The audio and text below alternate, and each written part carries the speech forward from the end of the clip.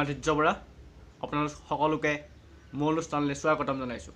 আজি পাতিম আমাৰ নদ নদীবোৰ কিয় শুকাই গৈছে, বাম হৈ গৈছে বা প্ৰদূষণ হৈছে।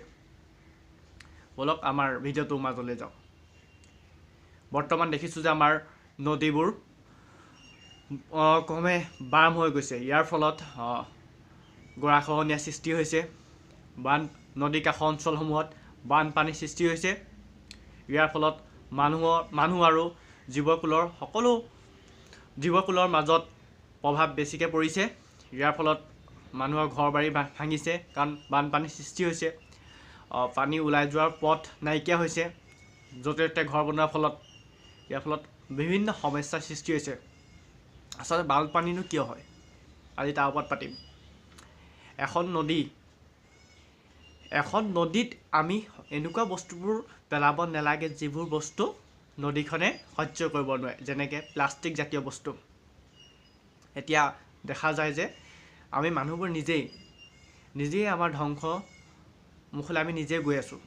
নদীবোৰত আমি প্লাষ্টিকৰ বটল এটাই হওক, কিবা এটাই হওক, গাড়ীয়ে গৈ থাকিলেও দলংখনৰ পৰা প্লাষ্টিকৰ বটল এটা দলিয়াই দিওঁ।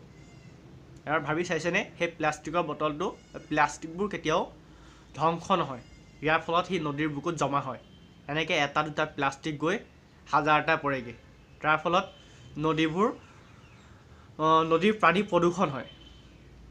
আৰু দেখিছোঁ যে নদীবোৰত বিভিন্ন প্ৰকাৰ পূজা কৰাৰ পাছত মূৰ্তি বিসৰ্জন দিয়ে।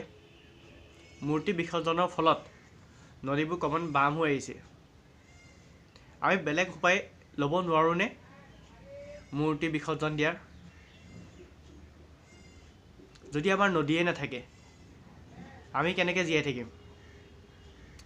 আজিকালি দেখিছে নদীবোৰত মাছ কাছৰ সলনি আৱৰ্জনাহে দেখা যায়। নদীক কয় বোলে পবিত্ৰ।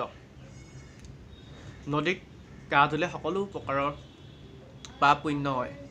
কিন্তু আজিকালি নদীত গা ধুলে কি হ'ব গম পায়? খজুৱতি হ'ব। ইমানেই আৱৰ্জনা হৈছে কিছুমান নদীত। জাবৰ জোঁথৰ পেলাই দিয়ে। ইয়াৰ ফলত মানুহৰ যদি নদীত গা ধুব যায়, এই খজুৱতি বেমাৰ হ'ব। আৰু নদীবোৰ আমি খনন কৰিব লাগে আচলতে। নদী খনন কৰিলেহে আমাৰ বানপানীবোৰ কমিব। আৰু আমি মানুহ নিজেও সজাগ হ'ব লাগিব যে আমাৰ আৱৰ্জনাবোৰ আমি নদীত নেপেলাই এনেকুৱা জেগাত পেলাওঁ যাৰ ফলত কাৰো অনিষ্ট নহয়। আমি নিজেই আমাৰ ধ্বংসমুখলৈ গৈ আছোঁ। আমি আমাৰ এটা এটাকৈ সকলো শেষ কৰিছোঁ। এতিয়া নদীবোৰ শেষ হৈ যাব। নদীবোৰ ক্ৰমান্বয়ে বাম হৈ আহিছে। দুখ লাগে। এখন নদী লৈ মানুহৰ কিমান সপোন। বহুত লোকে এখন নদীৰ পৰাই জীৱিকা উপাৰ্জন কৰে। মাছ ধৰি এটা পৰিয়াল পোহপাল দিয়ে। যদি নদীখনেই নাথাকে, কেনেকৈ জীয়াই থাকিব সেই পৰিয়ালটো? আমি আমাৰ প্ৰাকৃতিক সম্পদবোৰ নিজে সংৰক্ষণ কৰিব লাগিব।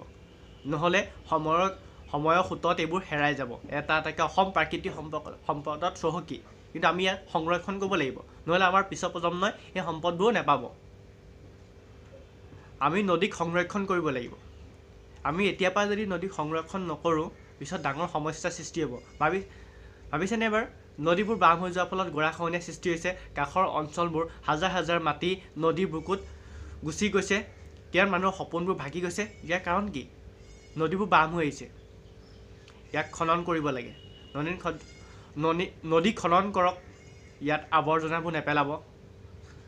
আপোনালোকক অনুৰোধ কৰিছোঁ, যদি পাৰে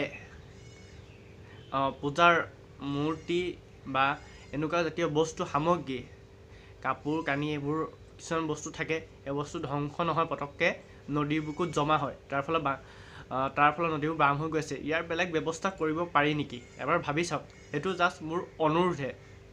আৰু দুটামান ছবি আপোনালোকক দেখাই লৈছোঁ। এই ছবিকেইটা চাই লওক।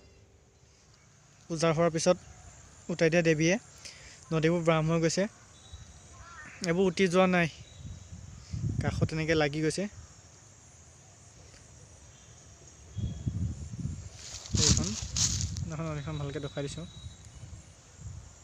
এয়া চাওঁ হা, ওচৰৰ পৰা দেখাইছোঁ। এইটো ডাঙৰ সমস্যা। এটা দেখিছে নদীবোৰ বাম হৈ গৈছে।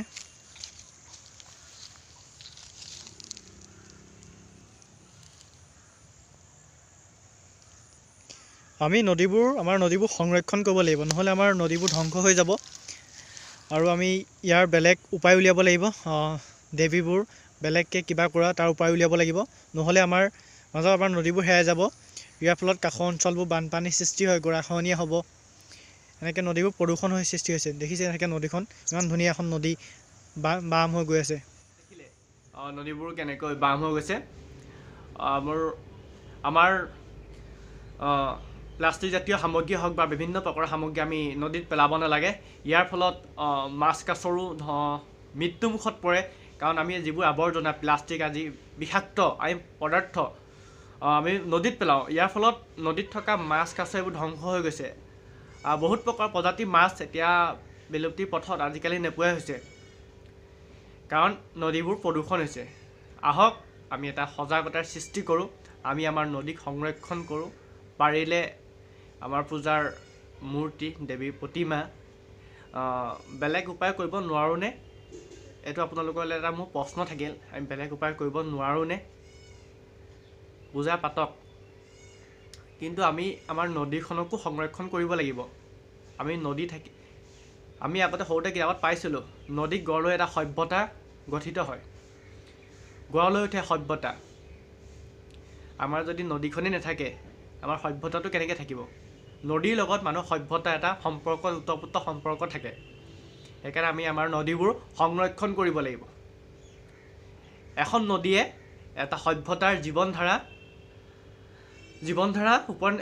নদীখনৰ ওপৰত নিৰ্ভৰ কৰে। এটা সভ্যতাৰ জীৱনধাৰা নদীখনৰ ওপৰত।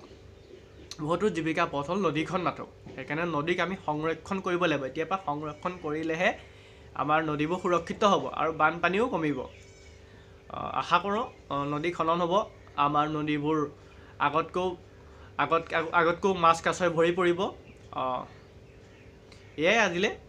আপোনালোকে যিমান পাৰে নদীত আৱৰ্জনাবোৰ নেপেলাব, প্লাষ্টিক জাতীয় বস্তু নেপেলাব আৰু নদীবোৰ সংৰক্ষণ কৰক। ধন্যবাদ। আপোনালোকক এই ভিডিঅ'টো মই লাইকো কৰিব নকওঁ, ছাবস্ক্ৰাইবো কৰিব নকওঁ, কাৰণ এইটো ভিডিঅ' মই লাইক আৰু ছাবস্ক্ৰাইবৰ কাৰণে বনোৱা নাই। জাষ্ট আপোনালোকৰ কাৰণে বনাইছোঁ।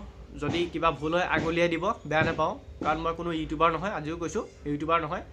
মোৰ মনৰ কিছুমান কথা আপোনালোকক ক'বলৈ চেষ্টা কৰিছোঁ। যদি ভাল পায় ভিডিঅ'টো চাব। ধন্যবাদ।